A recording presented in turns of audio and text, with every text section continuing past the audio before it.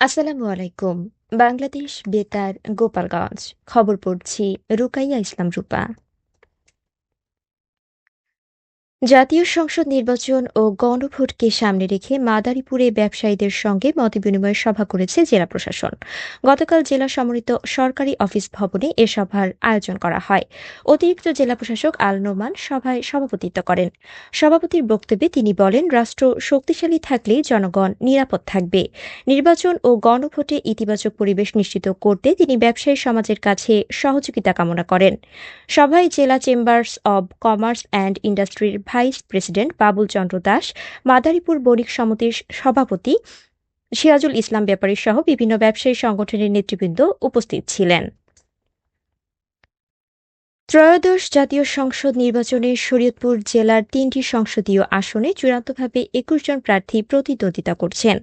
গতকাল মনোনয়নপত্র প্রত্যাহারের শেষ দিনে ২ জন প্রার্থী সরে দাঁড়ালে এই তালিকা চূড়ান্ত হয়।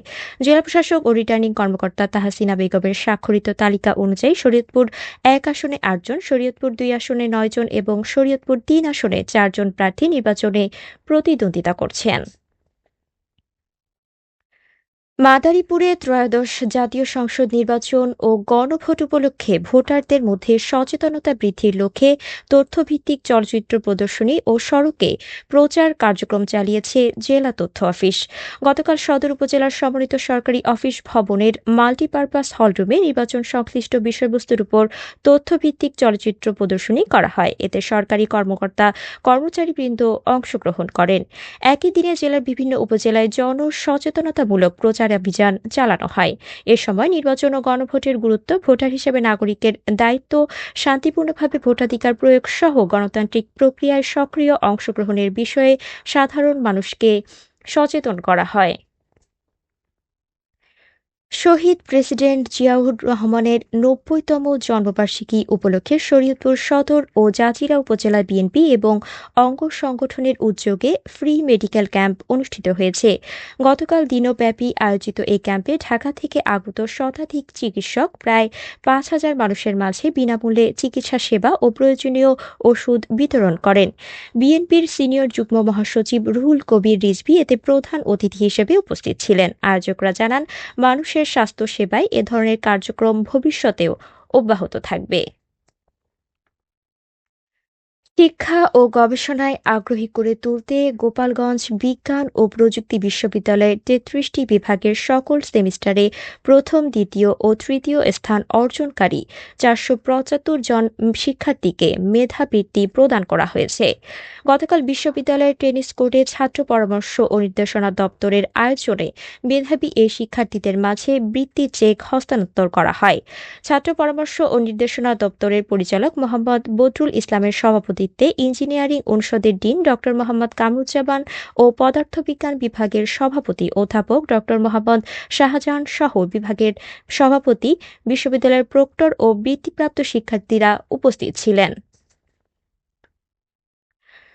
একটি ভ্রাম্যমাণ আদালত ফরিদপুরের সদরপুর উপজেলায় কৃষি জমি থেকে অবৈধভাবে মাটি কাটার দায়ে এক ব্যক্তিকে ৫০,০০০ টাকা জরিমানা করেছে। গতকাল বিকেলে উপজেলার অকটের চর ইউনিয়নের ছলে নামে গ্রামে এ অভিযান চালায় উপজেলার সহকারী কমিশনার ভূমি রিফাত আঞ্জুম পিয়া।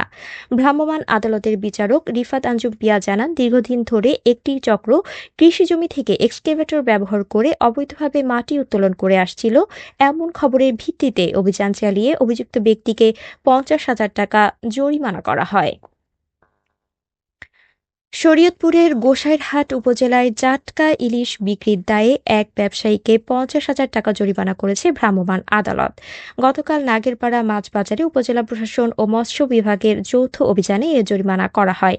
এ সময় ৪ মণ জাটকা ইলিশ জব্দ করে স্থানীয় এতিমখানায় বিতরণ করা হয়েছে। উপজেলা নির্বাহী কর্মকর্তা নুসরাত আরা খানম এ অভিযান পরিচালনা করেন। এদিকে শরীয়তপুরের গোসাইরহাট উপজেলায় দাসের জঙ্গল বাজারে ভেজাল গুড় বিক্রির অভিযোগে ৪টি প্রতিষ্ঠানকে ১৫,০০০ টাকা জরিমানা করেছে ভ্রাম্যমাণ আদালত। গতকাল দুপুরে জেলা ভোক্তা অধিকার সংরক্ষণ অধিদপ্তরের সহকারী পরিচালক জানাতুল ফেরদৌস এ অভিযান পরিচালনা করেন। এ সময় তিনি জানান, জনস্বাস্থ্য সুরক্ষায় ভেজাল খাদ্য বিক্রির বিরুদ্ধে আগামীতেও এ ধরনের অভিযান অব্যাহত থাকবে। খেলার খবর, ক্রিকেট।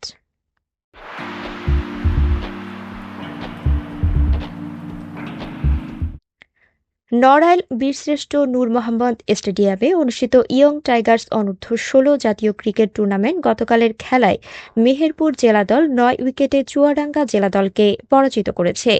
চুয়াডাঙ্গা জেলা দল প্রথমে ব্যাট করে ৩৪ ওভারে সবকটি উইকেট হারিয়ে ১২৪ রান সংগ্রহ করে। জবাবে মেহেরপুর জেলা দল মাত্র ১ উইকেটে হারিয়ে ৩১ ওভার ১ বলে ১২৭ রান করে জয়ের লক্ষ্যে পৌঁছে যায়। সবশেষে আবহাওয়া।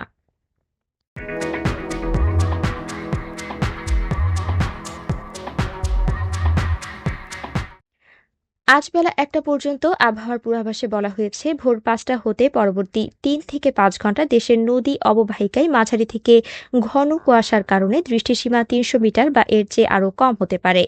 এসব এলাকার নৌযান সমূহকে সাবধানে চলাচল করতে বলা হয়েছে, তবে কোনো সংকেত দেখাতে হবে না। খবর শেষ হলো। আমাদের পরবর্তী খবর প্রচারিত হবে আগামীকাল সকাল ৮টা ৩০ মিনিটে বাংলায়।